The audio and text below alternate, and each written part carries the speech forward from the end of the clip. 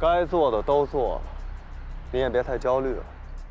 咱俩好久没吃饭了，一块吃顿饭吧。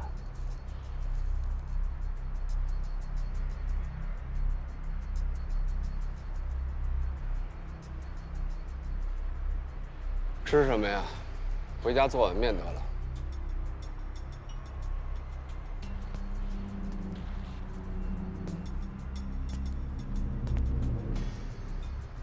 皮条客一会儿就抓回来了，背不是晚上还得工作了。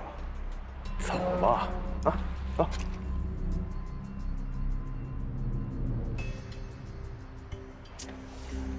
你看，你点劲儿，我请客，行吗？啊？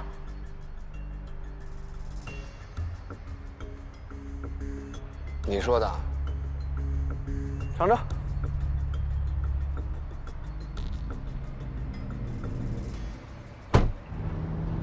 跑这么大老远就为吃碗面，布控在最西头，咱们跑到最东头去吃，哈，一会儿再折回来研究案子。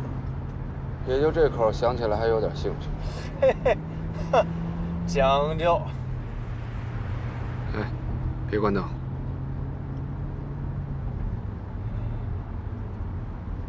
怎么着？想跟外面证明咱俩都是清白的？太暗了。看东西晕。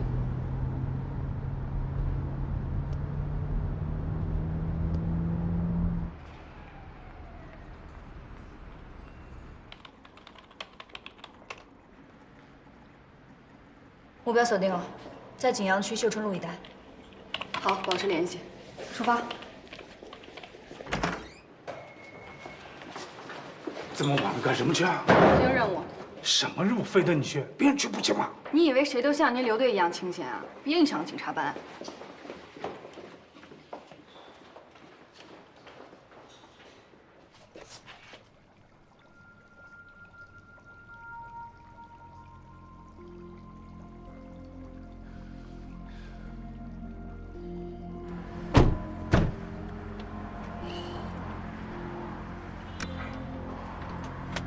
你找这地儿可真够讲究的啊！是又脏又破，还敢叫大唐宫？我也没打算真让你请客。哎呦，我挣那俩银子可请不了你嘿。哦，对了，我们家老虎3天没喂了，一会儿前面路口把我放下吧。行，过了那兜，我把你放下啊。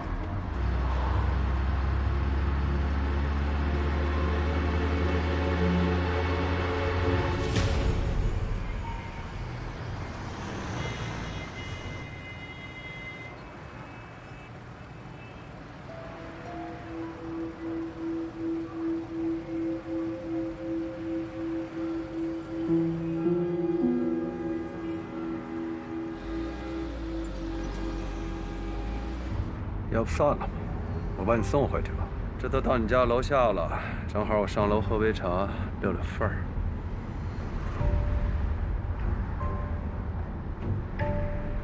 好啊。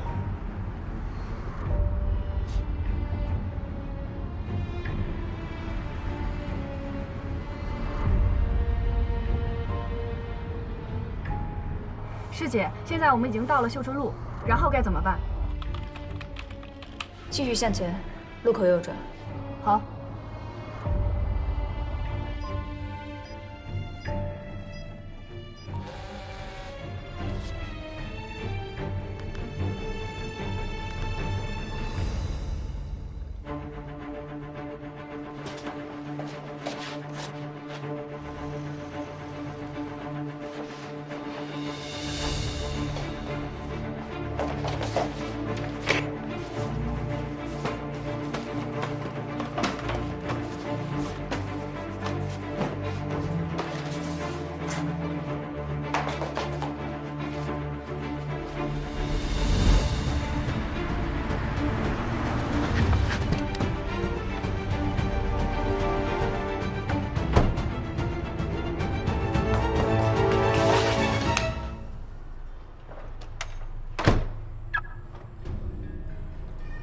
啊，就搁这儿吧，上喝口茶，走了。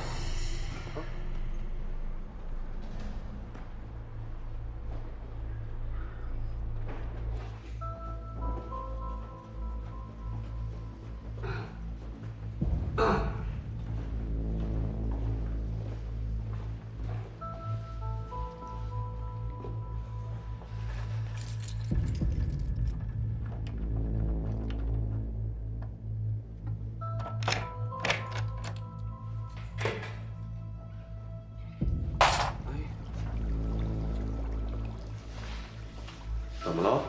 钥匙掉了。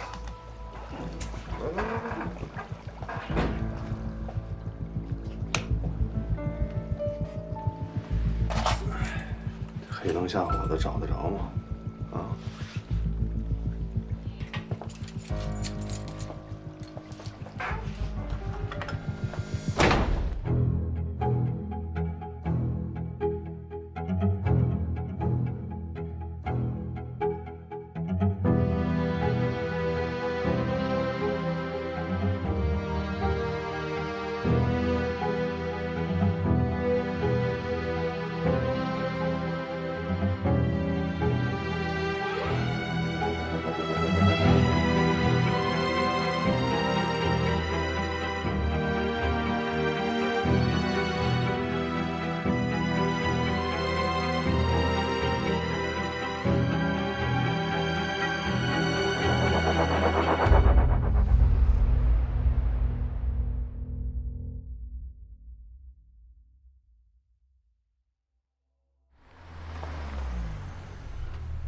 已经到博美酒店楼下了，确定是这里吗？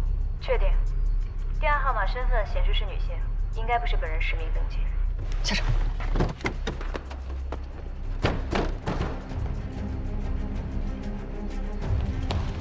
你好，我们找个人，咱们分头搜。快。走。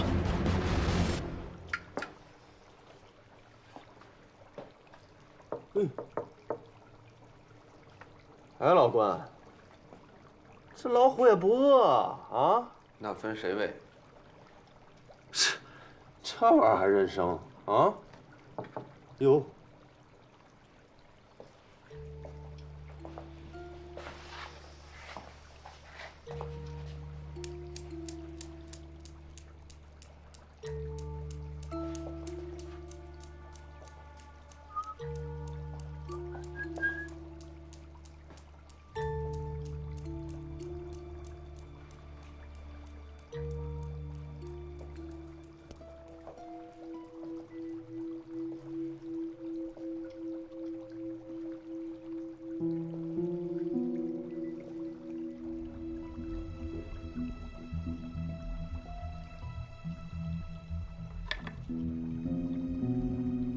老关，真是羡慕你啊！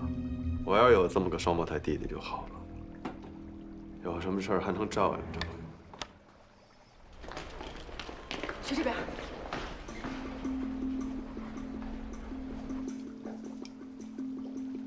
老关，都说这双胞胎还能心理感应，真假的？啊？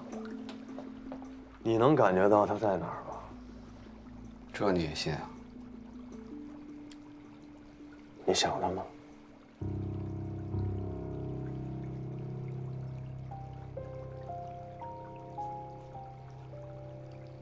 你说呢？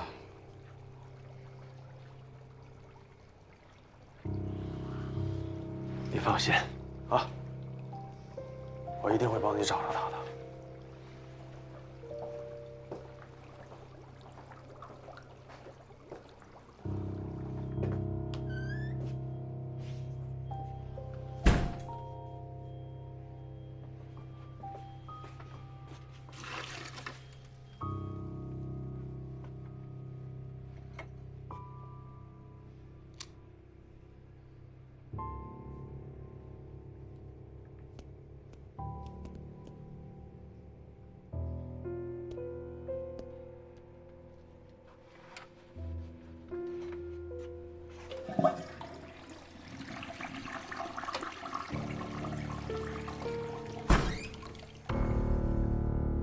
撒个尿啊！快快快！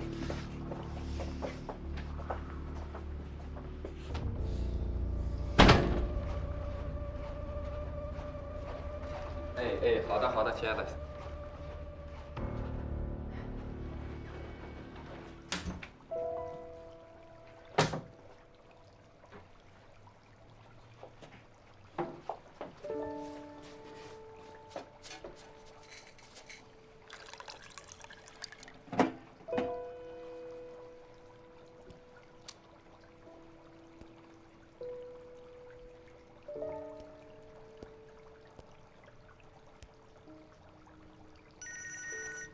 喂，周队，位置锁定了。让小周他们盯紧了，我们马上就到啊。喝茶，茶就不喝了，赶紧办案吧。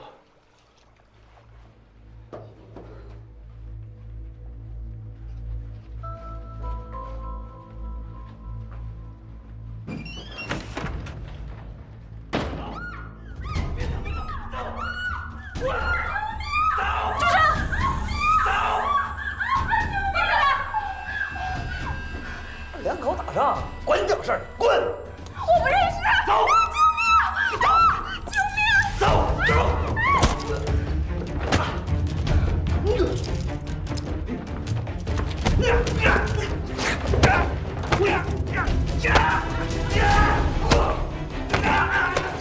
别动！我没办法，你们抓我干什么？放开我！我是好人，放开我！那你刚才在干什么呢？现在警察连我家伙事儿都管，是不是？那是我老婆。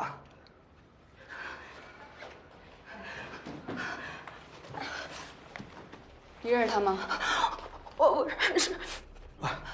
老婆，我错了，老婆，你跟我回家吧，我以后再也不赌了，老婆。老婆，我错了，你快跟他解释解释啊！我不认识你。老婆，我错了，老婆，你跟我回家吧。我不认识你。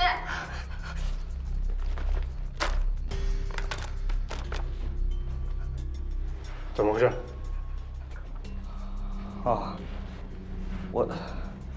我以为他是跟我抢生意的。警察同志，你别误会，我是来出差的。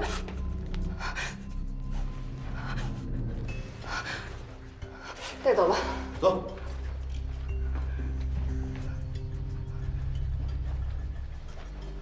你别跟着我，自己能搞定。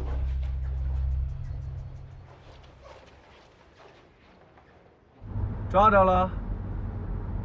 好，队里见啊！哎。皮条可抓着了，抓着了。小周这事儿干得不错，回队里审。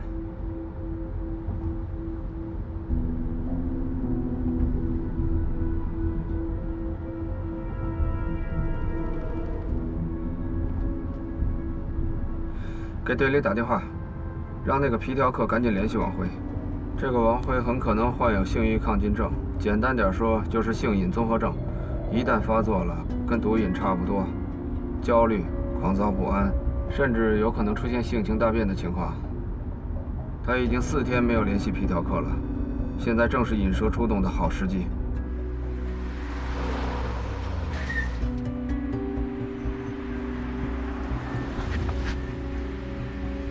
快点！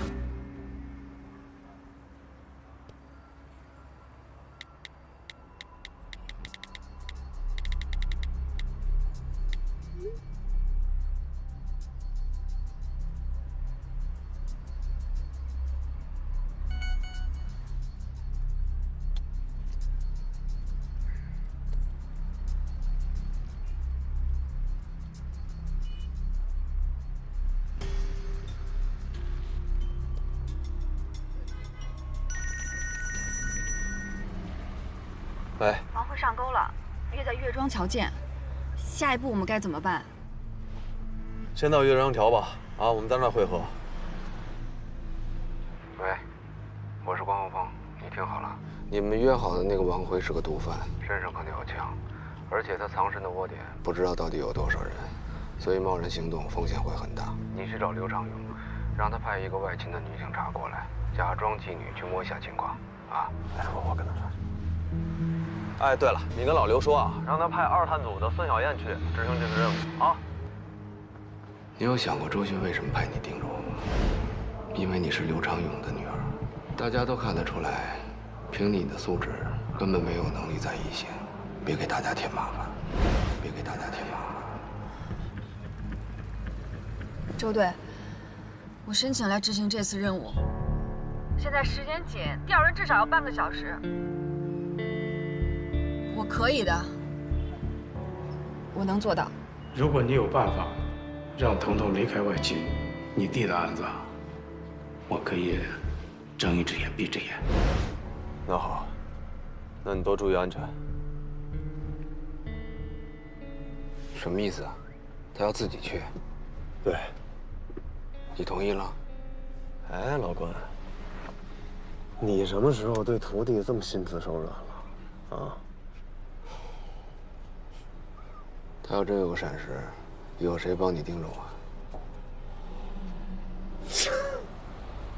我还不是为了你啊！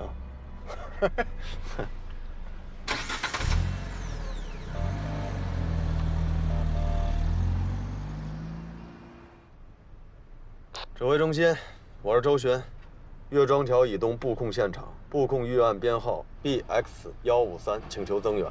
收到，请具体说明情况。布控目标可能是涉嫌毒品犯罪，请求武装支援。布控目标内是否发现了武装人员？现在还没有，但很可能会有。九逼收到，能否提供？哎，有没有完啊？啊，10几个兄弟，就我别着一把枪，真要出来个扛 AK 的，我们全是活靶子。赶紧叫巡查和特警来增援。周巡，情况收到了，正通知防暴队，巡查那边4辆车已经出发了。哟，谢谢领导。哎，巡查的弟兄再有几分钟就到，不要轻举妄动，注意安全。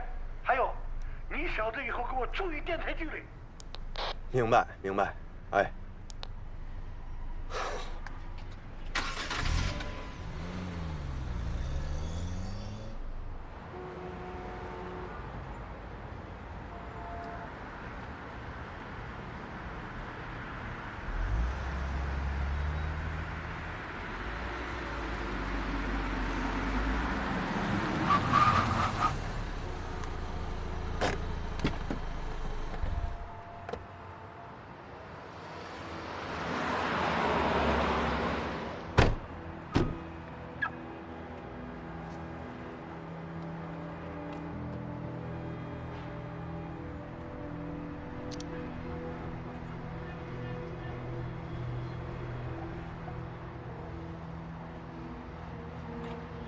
我去上个厕所。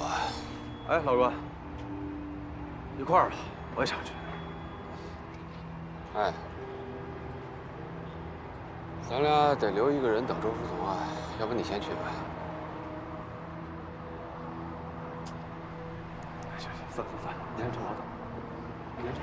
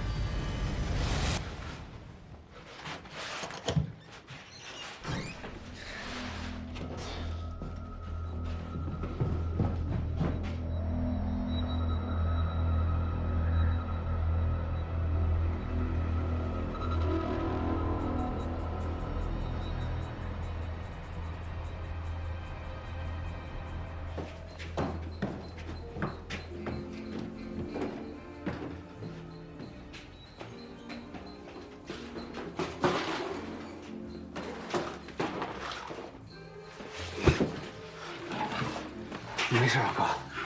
啊？别管我没事。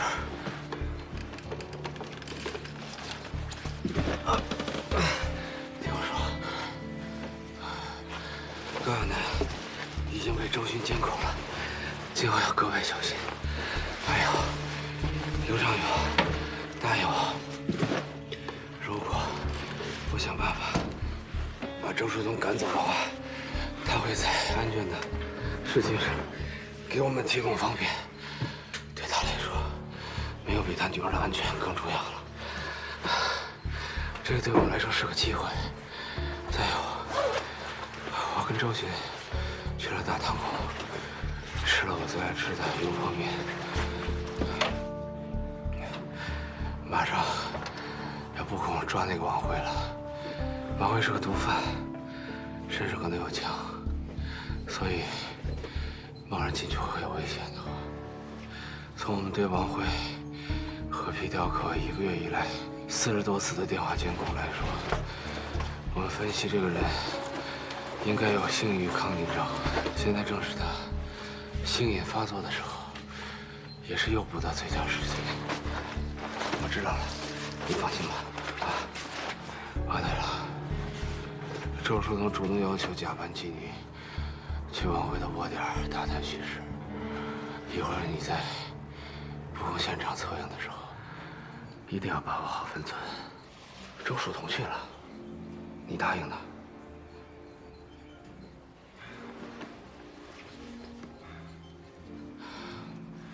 时间不多了，你赶紧出发吧。出门要快，一直走100多米左右，然后对面路口，我跟他们说我是出来上厕所的，快去吧。那你没事啊？放心，没事。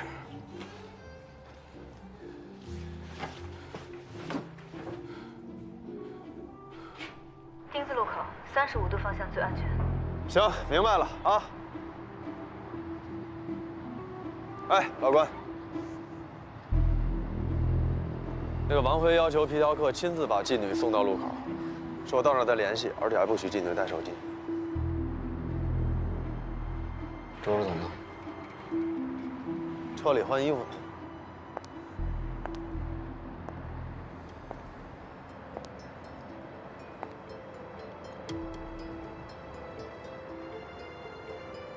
这样行吗？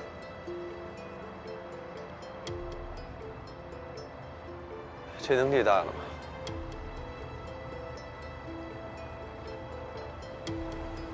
听好了啊，你现在叫莎莎，23岁，大学毕业，刚入行，是个新人。等一会儿进去一定要见机行事，观察环境以后，跟我们保持联系，迅速发出信号。我现在跟你对一下行动暗号。你真帅，就代表里面只有王辉，没有别人；你真行，就代表他没有武器。只要你发出这2个信号，我们就会立刻行动。可如果现场情况……这个你放心。如果这2个事情可以排除，剩下事交给特警就行了啊。来，再对一下行动暗号吧。你真帅，代表里面只有王辉，没有别人；你真行，代表里面没有武器。哎，警察同志，我是不是可以走了？你去哪儿啊？告诉你，跟老子把戏演好了，你的账回头再算。来，把他放开啊！我告诉你啊，你给我老老实实的，别耍花样，听明白了吗？走吧。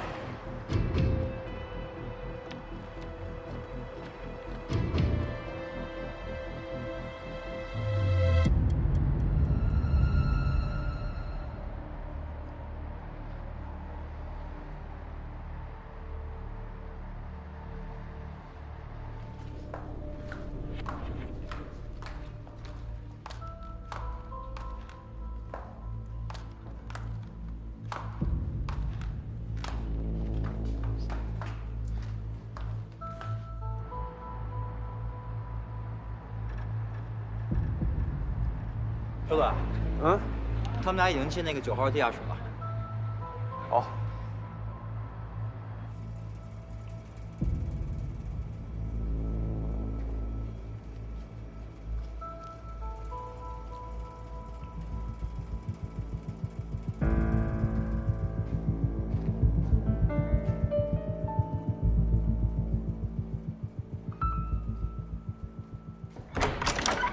哎，王哥。人我带来了，不错吧？没骗你。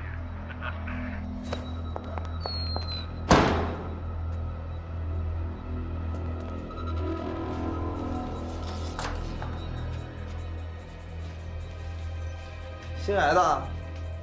嗯。叫什么名啊？莎莎。莎莎。多大了？23岁。大学生啊？啊？刚毕业不久。你这衣服脱了吧，你不热吗？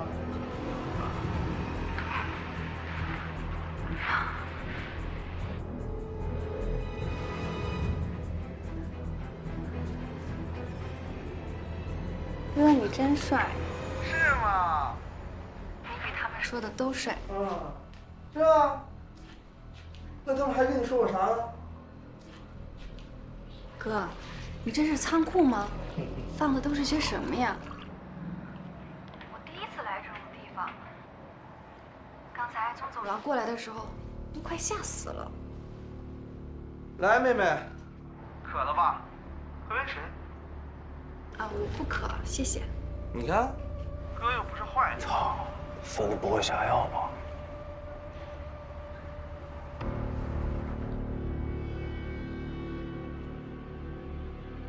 嗯？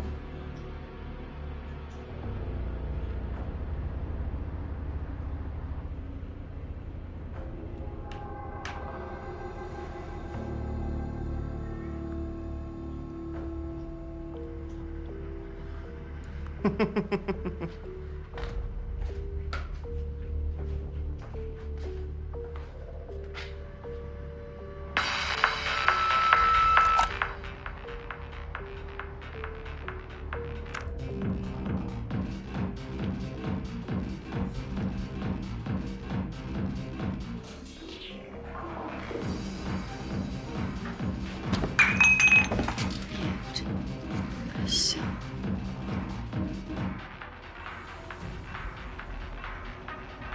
什么情况？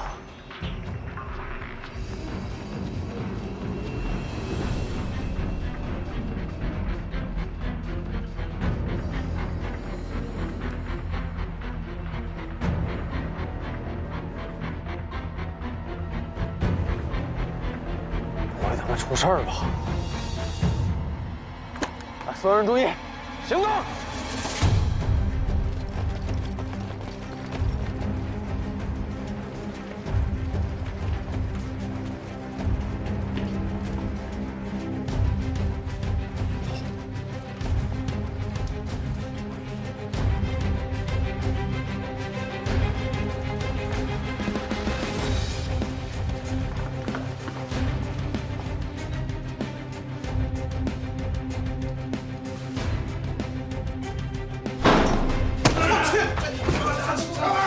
我去！他妈谁呀？你是谁呀？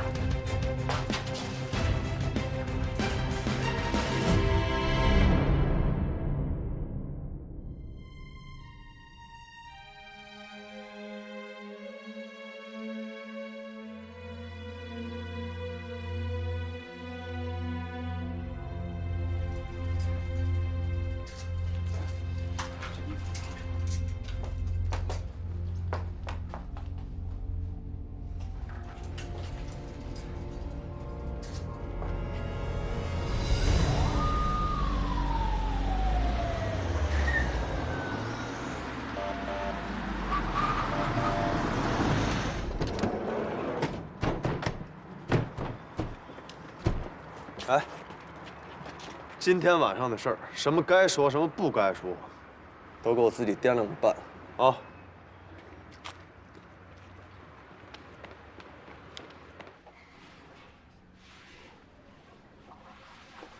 醒了，喝点水吧。王辉呢？周队还在审，放心吧。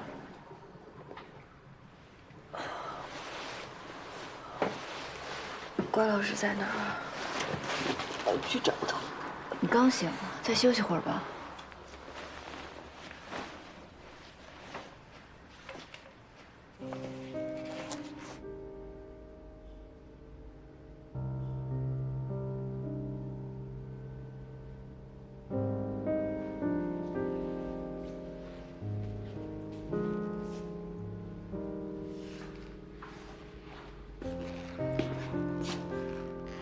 没事吧？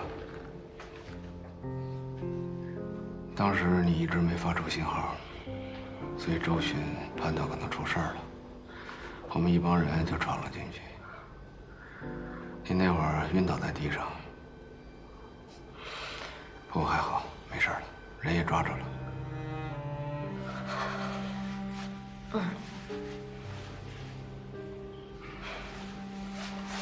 关老师，您之前说我素质差，不配上一线。我就是太想证明给您看了。我也知道我现在不够好，我也不配上一线。但你相信我，我会努力的。虽然我知道大家都不想告诉我，但我知道刚才发生了什么。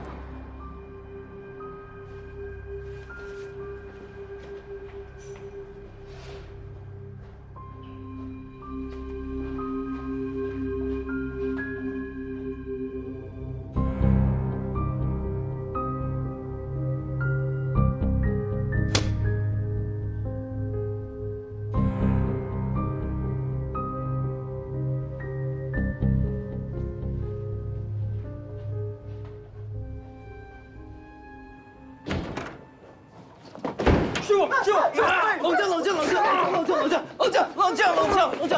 放了我，坐，一点不伟大，说。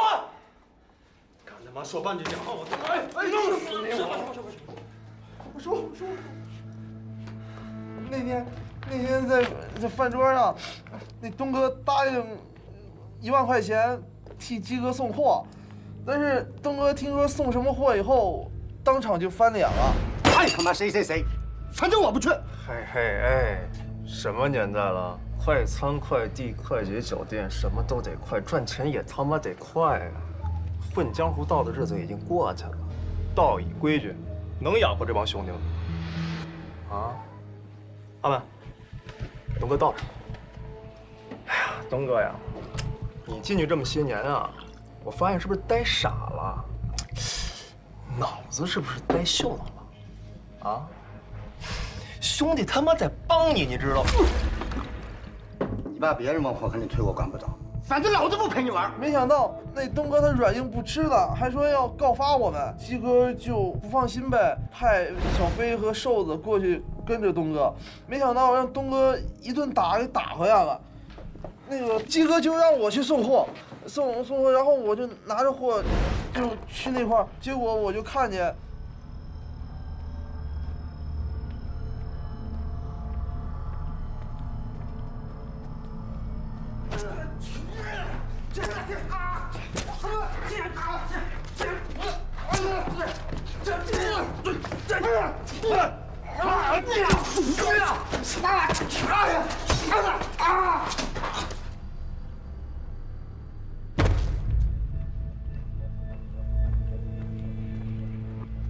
喂，耀哥，出事儿了！我马上就给鸡哥打电话，问他该怎么办。鸡哥说让我在那等着，他马上就过来。过了10分钟，鸡哥就到了。我本来以为鸡哥是要把东哥送到医院去的，没想到他就……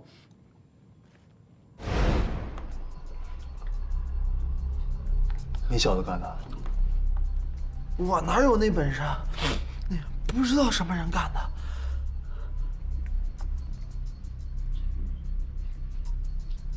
耀哥，现在把他送医院还有救吧？这个。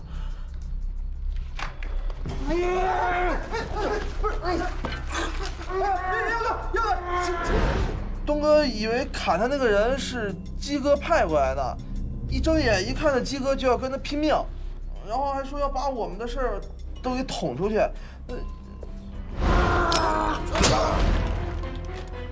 这手机妖姬为什么没拿走？这个鸡哥嫌是死人东西晦气，就没拿。我拿了还让他骂了一顿。砍人那人长什么样看清了吗？太黑了，没看清楚。不过那一瘸一拐的，应该是个瘸子。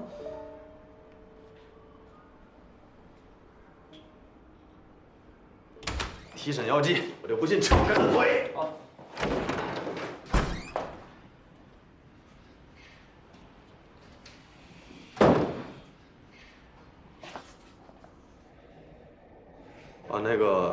那个齐卫东的死还牵出来一桩贩毒案，这算他临死做了件好事吧？腰肌这块骨头算是难啃的。总之，先让他把这命案交代清楚再说。齐卫东出狱之后，是打算做好人的吧？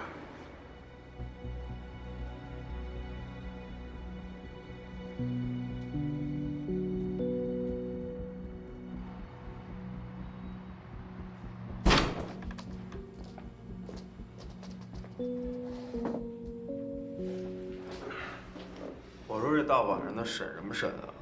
要不让人睡觉了？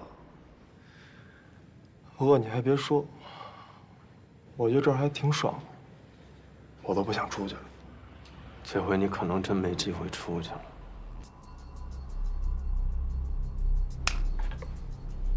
说说吧，齐卫东是不是你杀的？我不都跟你说了吗？这事儿我真不知道。你他妈这嘴还真是厕所里的石头，又臭又硬，是吧？王辉该说的不该说的可全都说了。王辉，你炸我了！王辉这会儿指不定在哪儿搂着妞睡觉。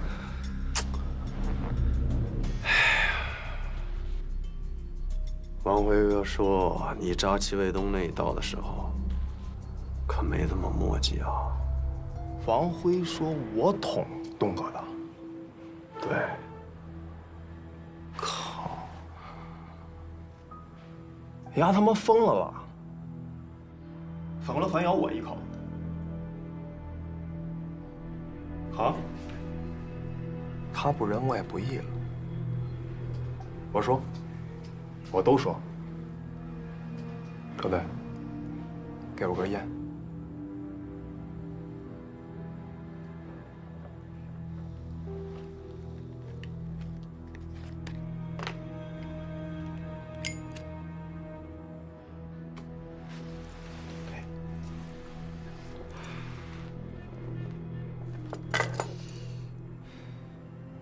那天，我派俩兄弟跟着东哥，后来被东哥发现给打回来了，我就派王辉跟着。去完之后他就没信儿了，我没当回事儿。后来，大概凌晨2点来钟吧，他给我打了个电话，说他出事了要跑路，说我当时没多想，那他妈是假的。不过我没想到他出这么大的事儿。你是说王辉杀的齐卫东？这事儿我不知道你们怎么认，反正在我看，这他妈就算个意外。王辉那小子衰呗。王辉碰到东哥的时候，正碰到东哥跟一人打架，那人拎着刀子，东哥身上中了好几刀，地上流的全都是血。王辉掏出匕首一帮东哥，结果那哥们儿还他妈挺厉害，一下就把王辉给制住了。顺势一推，俩人倒地上，爬起来的时候，王辉看到匕首正好扎在东哥的胸口上。那人一看这样，撒丫子就跑。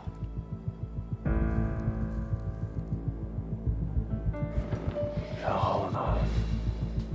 碰到这事儿，我他妈怎么知道该怎么办啊？大伙都是兄弟，我把兜里那几千块钱给他了，后来就没联系。王辉掏出匕首一帮东哥，结果那哥们儿还他妈挺厉害，一下就把王辉给制住了。顺势一推，俩人倒地上，爬起来的时候，王辉看到匕首正好扎在东哥的胸口上。那人一看这样，撒丫子就跑。碰到这事儿，我他妈怎么知道该怎么办啊？大伙都是兄弟，我把兜里那几千块钱给他了，后来就没联系。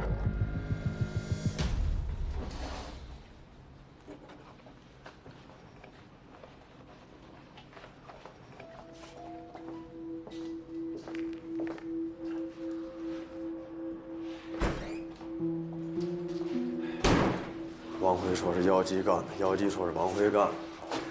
唉，两个人咬来咬去的，到底是谁呢？不管是谁，总还有一个人，得把那瘸子找着。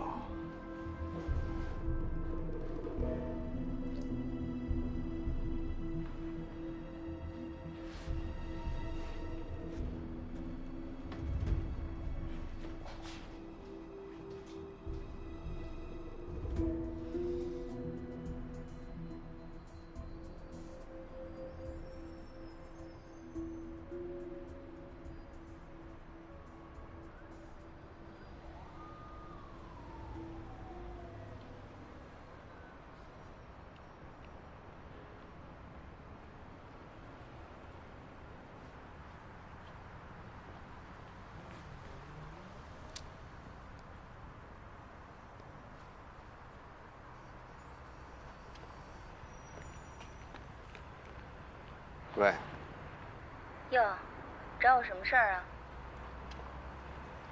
喂，喂，你怎么不说话呀？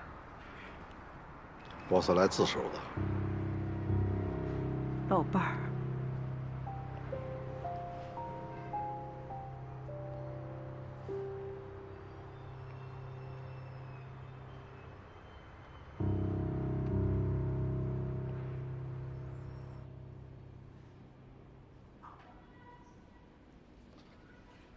那天晚上，你他妈，看你他妈还瞧得起我！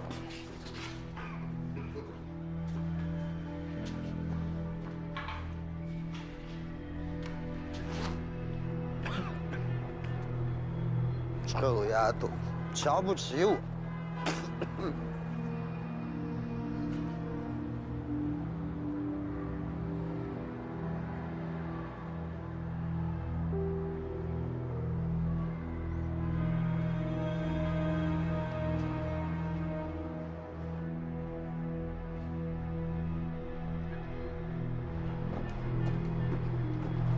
打我！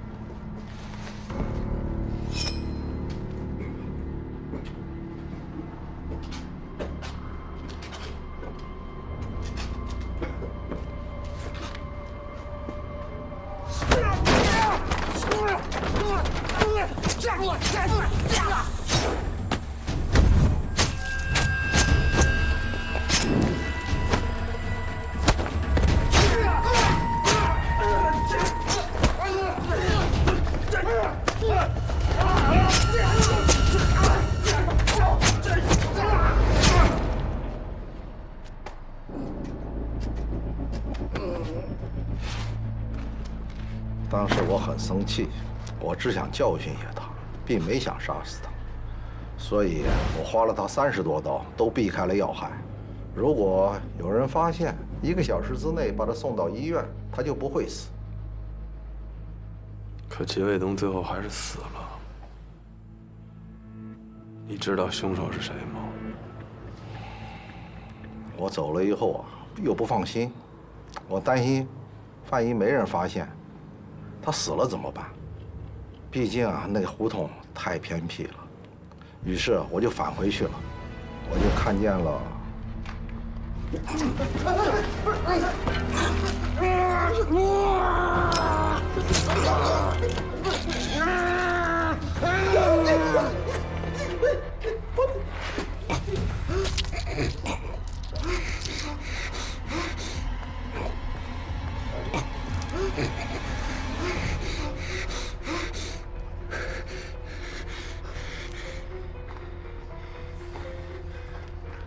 走。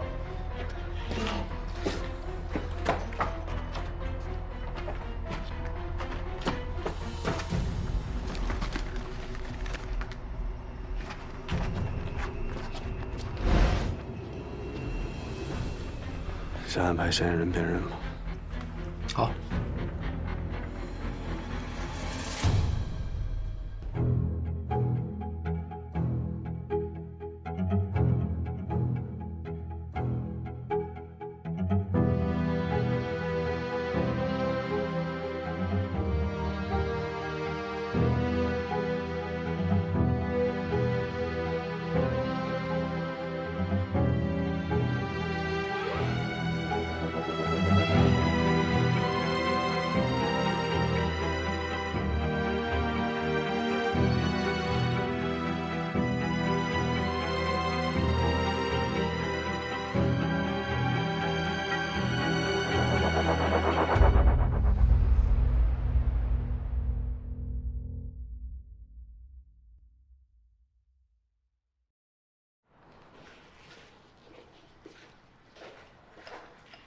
你也别太难过了，先喝点水。啊，谢谢。姑娘，我能麻烦你个事儿吗？您说。我不知道怎么才能让他从轻发落，也知道他一定不会跟你们说。5年前，我们全家开车出去玩儿。回来的时候，老耿着急回部队开会，结果追了一大货车的尾。我们的女儿小燕脑外伤，送到医院的时候已经脑死亡了。还是老耿做主，说把小燕的心脏捐献出去。他说只有这样，才能让他唯一的女儿继续有在这个世界上的意义。我也知道，他经常去酒吧看的那个人，就是当年接收我们小燕心脏的人。是因为这个原因，耿叔是为了保护那个姑娘，才对戚卫东动手的。无论如何，我希望你们网开一面，从轻发落他。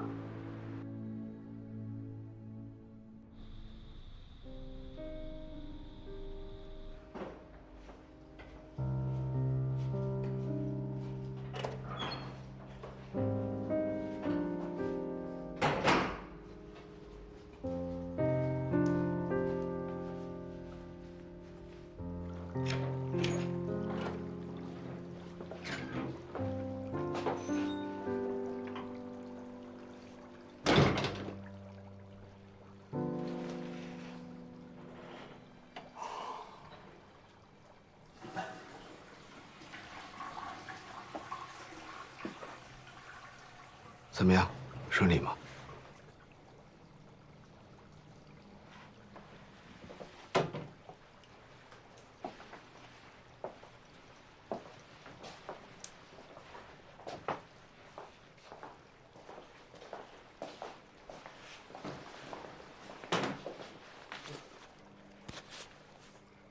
出什么事儿了？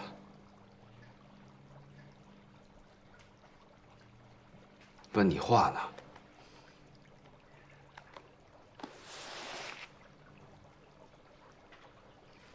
你知不知道我们冲进去的时候，周书彤什么样子？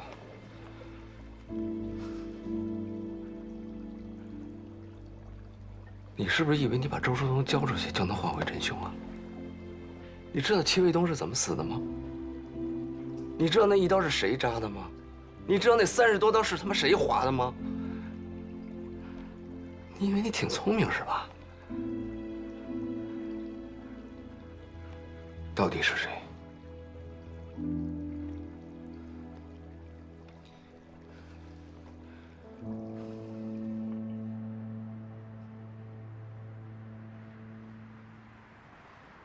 说，毒品藏哪儿了？怎么着？我就是一 dealer， 还杀了人，反正都是死罪。要烧要剐，你们看着办吧。毒品，你们自个儿找去吧。你们警察不是挺牛逼的吗？都这个时候了，你还嘴硬啊？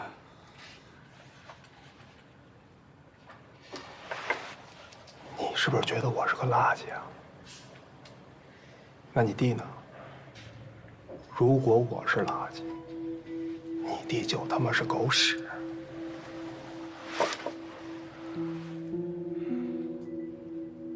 放心吧，我们很快会找到那些毒品的。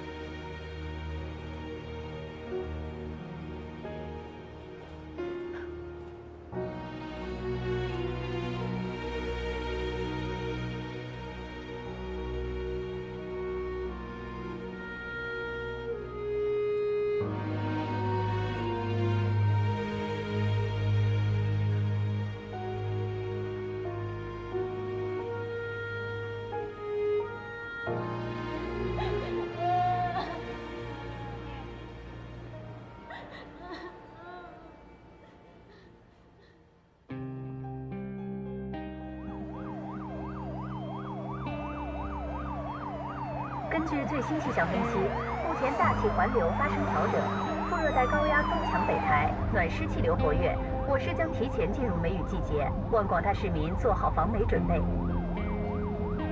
5年前我做快递的时候，跟豹子哥打过交道，知道这伙亡命之徒有3个藏毒的地点：火车站附近的集装箱中转站，长途汽车站附近的地下仓库。还有就是3号码头仓库。根据监控录像分析，妖姬经常去的地方有3处：城东他父母家、城北小三的住处，还有城南码头附近。我们分头排查。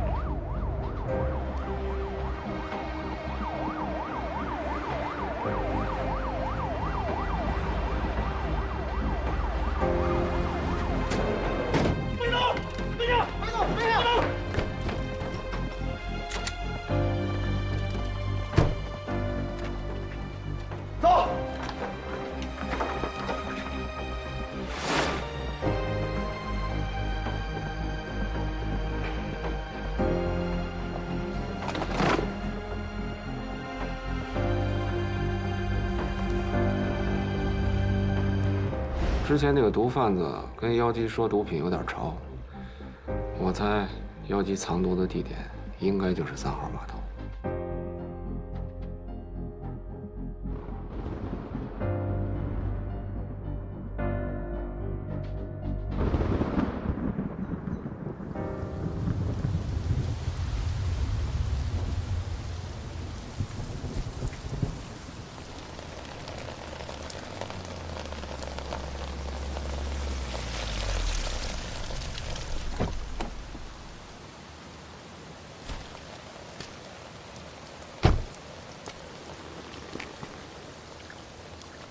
雨伞怎么换了？来，这边。这是4号院，跟隔壁的5号院、6号院一样。今年5月整体拆迁，所有的住户都搬走了，隔壁小区已经开始拆了。目前只有这栋楼还保留着。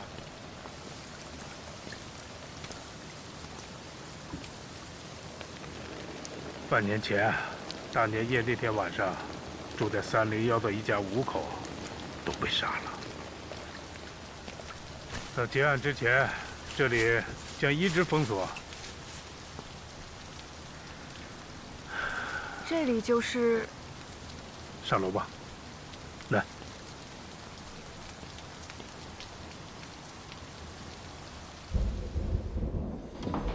凶手是晚上10点多钟进的屋。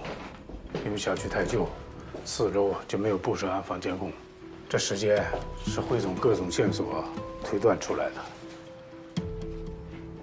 住在301的户主叫吴征，他对外的职业是废品收购站的老板。可调查发现，他还经营一个各种违禁品的中转站，且可能与犯罪集团有密切关系。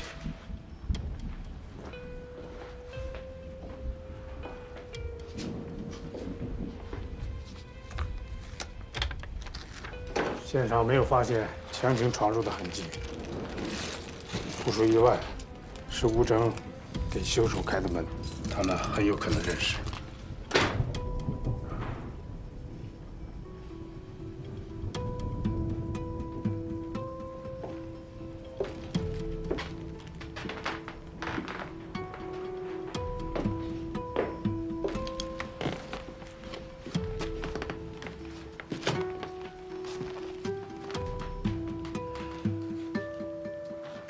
这就是吴征，尸体被发现时面朝下，背朝南，这说明是吴征领着凶手进屋时背后遇害的。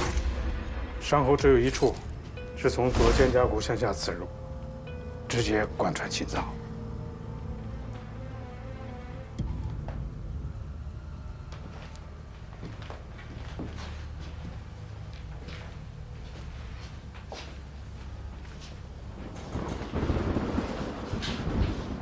这是吴征年近70岁的母亲，她应该是听到了门厅传来了某种声音，或许是吴征的叫声，她便从沙发那起身向门厅走去。凶手迎面给了她2刀，一刀卡在第6、第7根肋骨间，没有伤及脏器。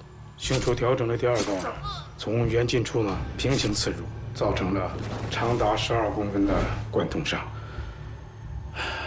发现老人尸体时，他手里拿着毛衣针，还有他给孙子织了一半的毛衣。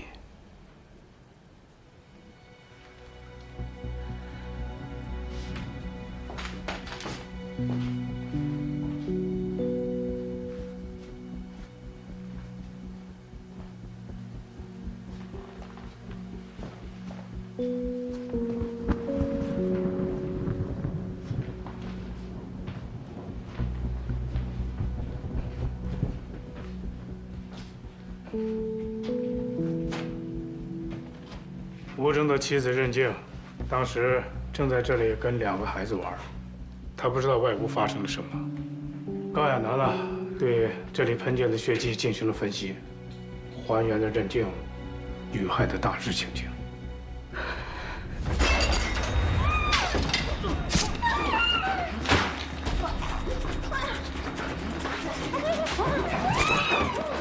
据推测，凶手是将任静推到门边，自左至右划开了他的喉咙，长达24公分的伤口将他2侧的动静脉全部割裂。高亚楠认为，任静被割喉到尸体死亡间隔1分钟左右，至少在30、40秒里，他还有意识。正是在这30、40秒里，他亲眼见到自己7岁的女儿和4岁的儿子死在自己面前。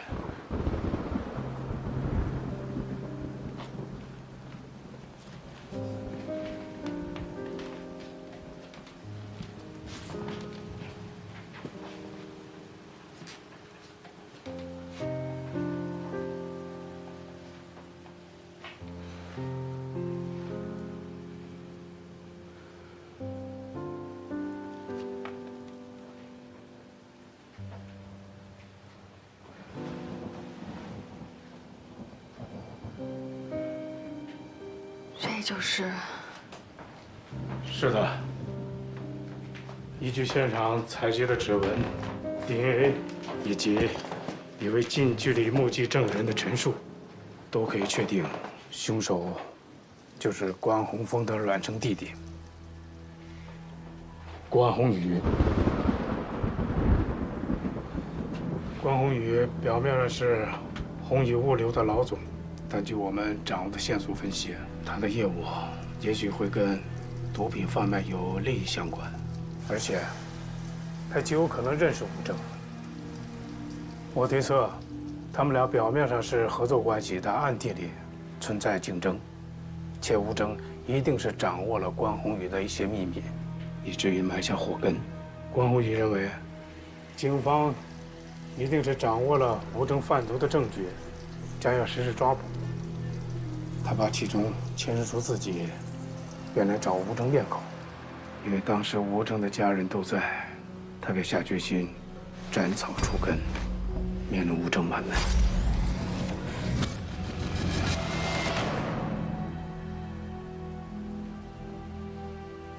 东东，如果你现在的工作安排放在半年前的话，我会无条件的支持你，甚至是欣慰，因为毕竟关宏峰的刑侦技术在整个军港市那是数一数二的。但我更让你知道，作为一个警察，比技术更重要的是立场。我只是不想让你待在这么个人世面。怎么个人？关宏峰脱下制服，离开支队，现在又分文不取，假装归队协助工作。他所做的一切，就只是为了维护一个人，就是这个杀人恶魔。对他而言，他的亲弟弟比公职重要，比一个警察的正义感更重要，甚至比这一家的生命都重要。彤彤，你告诉我，这样的关宏峰是个什么立场的人？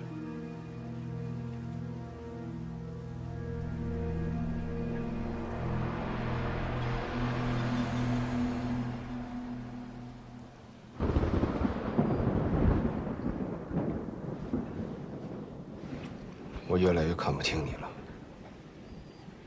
你明明和姚基认识，还知道姚基和吴征也认识，却对我只字不提。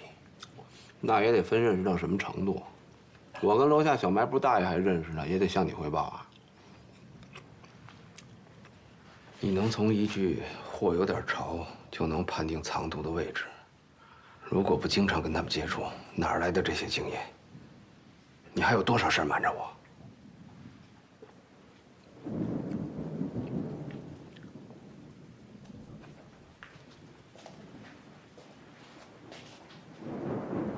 告诉我，你是不是参与过运毒？说到底了，你还是不相信我，是不是？我告诉你，做物流很难的，要想轻松一点，必须打理好这些人。所以我才知道姚基跟吴征是谁。我知道他们之间有来往，我甚至知道吴征跟我们公司之间有生意。可我怎么知道运的是什么呀？我是个做物流的，又不是做安检的，我还以为吴征就是个收垃圾的呢。那你怎么知道毒品在哪儿？你为什么对这些这么了解？所有仓库的信息都是全京港市物流公司公开的信息。我不但知道他们仓库在哪儿，我还知道他们固定的运错时间呢。知道线索以后，自然就想到了，怎么了？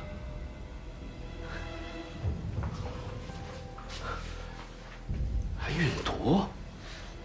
是，以前我是在社会上混的，但我没你想的那么不堪。反倒是你，没想到你作为一个警察竟然这么黑。你说什么？我问你，如果昨天晚上周书彤死了怎么办？没有如果，没有如果，挺自信啊。那武玲玲怎么死的？作为警察，为了维护法纪和正义，我们必须有牺牲的精神和觉悟。我们是老百姓的最后一道安全防线，只有做到坚定无畏，才能保证老百姓安全。所以我们叫人民警察，而你当不了警察。别再跟我提武玲玲。我告诉你，那天晚上我更希望死的人是我。我不光不怕死，我更不怕打一灭亲。所以你给我老实点儿。如果让我发现你有问题，就算你是我弟弟，我一样会把你送进去。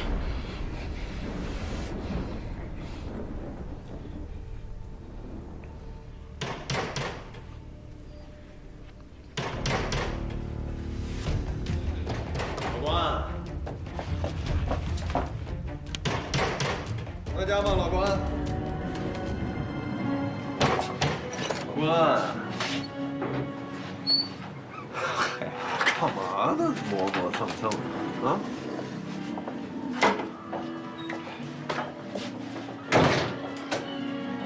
没听见。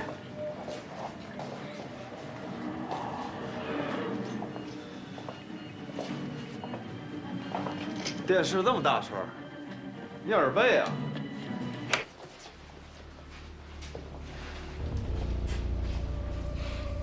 你怎么来了？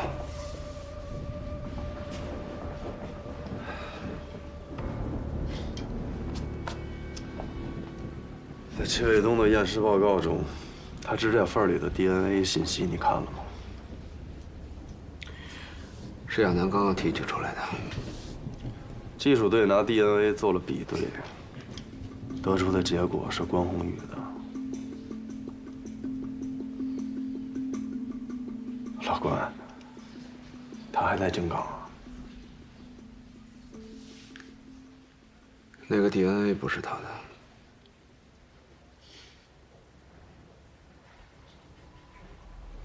什么意思？你不是一直在问我跟亚楠有没有私下见面吗？那天晚上，是我跟亚楠约在了银宿酒吧聊我弟的事儿，结果碰上了齐卫东。跟他打架的人是我，他身上的 DNA 是我的。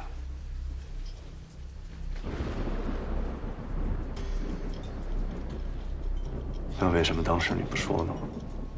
我不想让你知道我跟亚楠见面的事儿。 为什么？啊？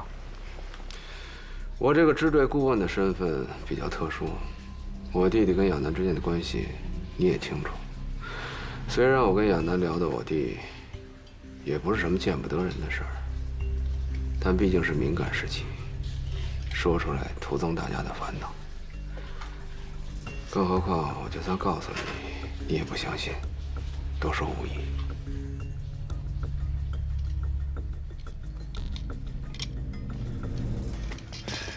得，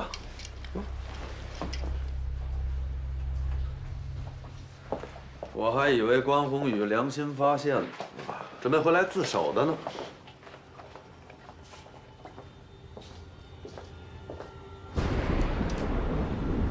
上次那茶不错，走得急没喝上，再给泡一杯呗。你不是来喝茶的吗？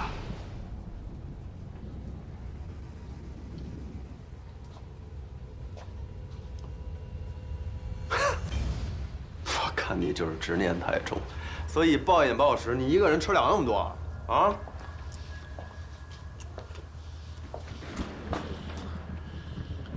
留着给老虎的。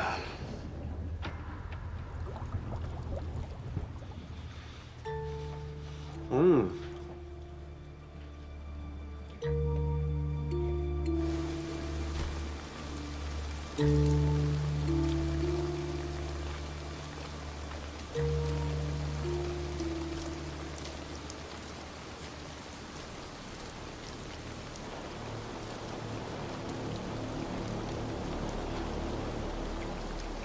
哎，刘，你干嘛去啊？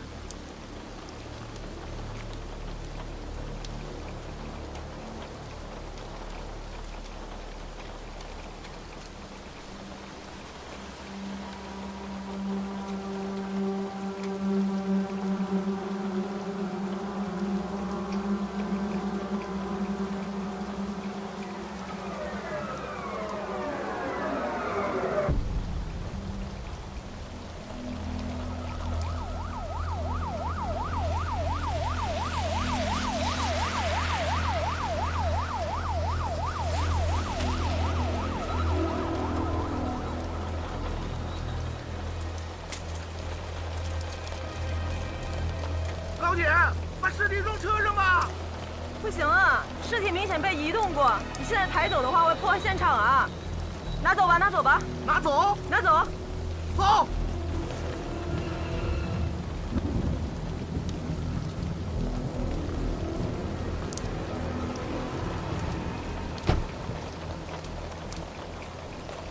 哎，师傅打伞呢？不用，你赶紧去现场看看。哎，行，去吧。好嘞。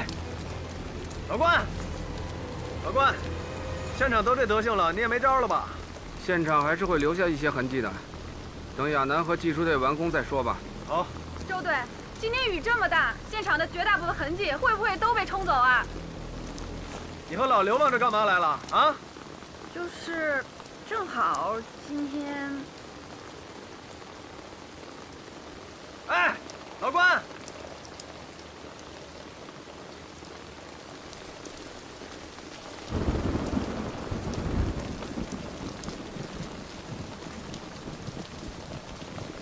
真是个不祥之地呀！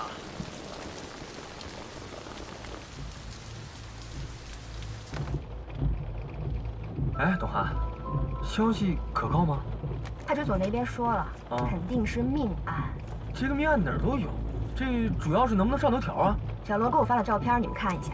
我已经找交管局的姐们查了，你们猜这个车主是谁？谁呀？谁呀？李地森。李地森，而且死的还是一男一女。一男一女啊？银少李呀，这个花花公子啊，近来他不正跟网上那个长爱打得火热呢吗？哦，如果这个女的要是长爱的话，那可就劲爆喽，肯定劲爆。不过，这么严重的案子，咱能进去吗？别人肯定没办法，但我绝对没问题。你？看我的。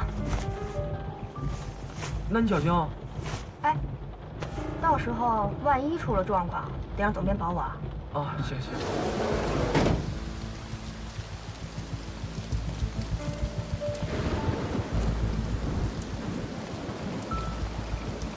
哎，仔细点啊，放心吧。切，你这得收拾到什么时候啊？是不是？我帮你吧。要不然，咱们把这块地面全部都铲走，回去慢慢筛。你看有道理吧？哎，高哥，去拿把铲子呗。哎，谢了啊。你愣是干啥？赶紧去！哎呦，别淋着，把帽子戴好。没事，我没事。别着凉。来，搭把手。我来帮你。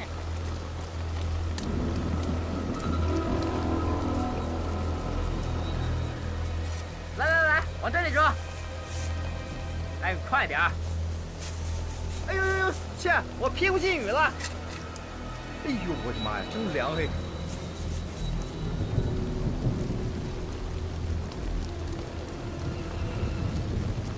怎么样？哎呀！一男一女遭同一利器戳刺致死，男的自左后脑枕骨刺入，穿过枕骨刺入了脑干；女的主要2下，第1下划破了左侧的颈动脉，造成了车内大范围的血迹喷溅；第2下自颅顶骨、颞骨和蝶骨的交汇接缝位置刺入，是致命的一击。2者死亡时间基本一致，都是在凌晨1点到2点之间。遇害后，2具尸体都被重新安置过。颅顶骨、颞骨还有蝶骨。就是太阳穴，整个颅骨骨板的一点。对，就是颅骨最脆弱的部位。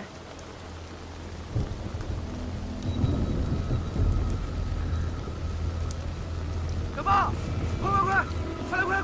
哎，来了！哎，豹哥！啊？技术队在里面吗？他们让我拿这个。哦，在里面忙活呢，快！好。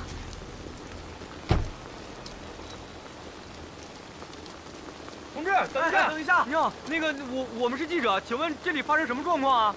哎，我们正在工作，你们不要靠近，好不好？哎，您等一下，我们知道这个4号院之前也死过人，和今天这个有没有什么关联啊？哎呀，我们正在工作，都告诉你了，赶快回去啊！请回。您再说一下吧，哎。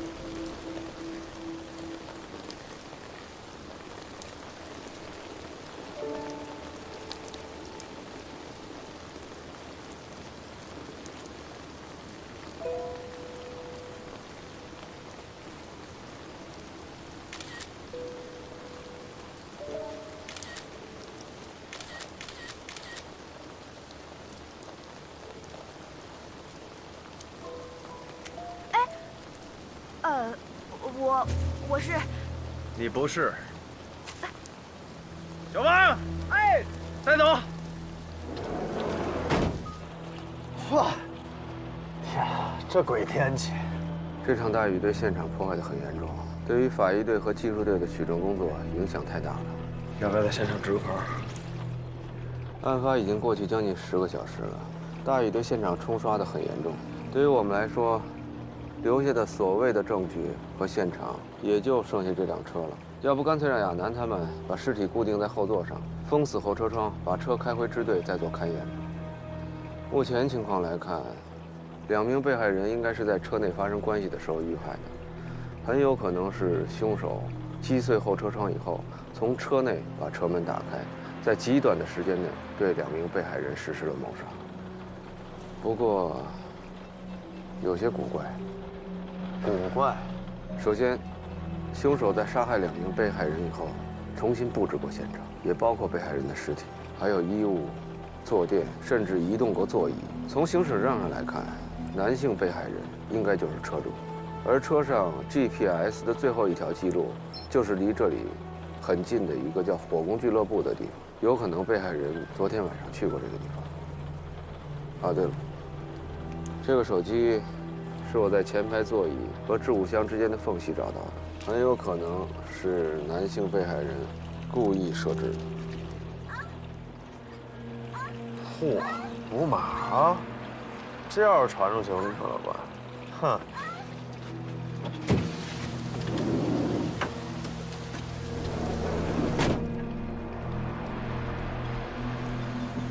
说话说的不是时候，伤口上撒盐，你最在行。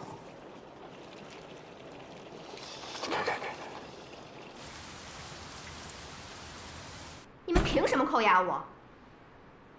哎，你是负责人吗？我跟你说，请坐下。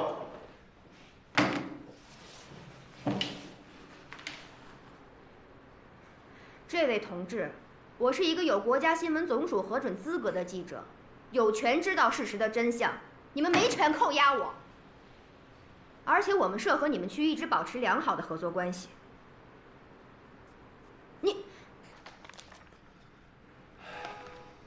冒充支队刑警，进入警戒线封锁的犯罪现场，泄露侦查阶段的重要线索，侵犯被害人隐私。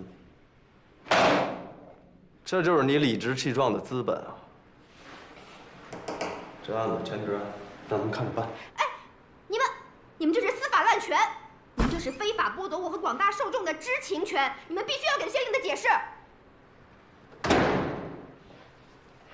从你的手机里至少有3张照片发出去了啊！你知道这些侦破阶段的重要案情发出去，让凶手看到他会怎么做吗？